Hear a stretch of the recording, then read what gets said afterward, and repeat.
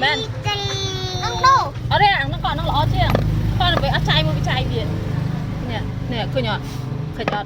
chai bia khơi chết nè mấy cái chai bia nè chớ nè mấy cái chai bia nó mà chai bia nó chai bia cái mà nó các bạn chai bia đấy chết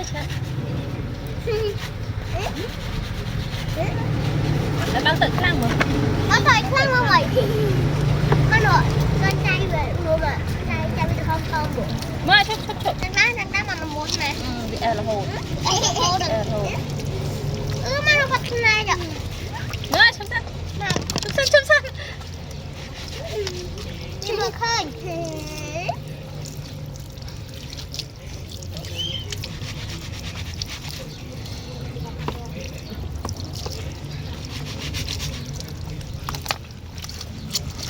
chất chàng với sập sỡ gì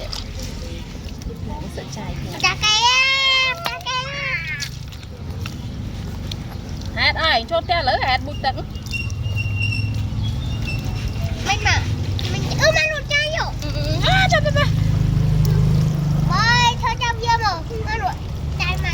chẳng đá mà bia một này lên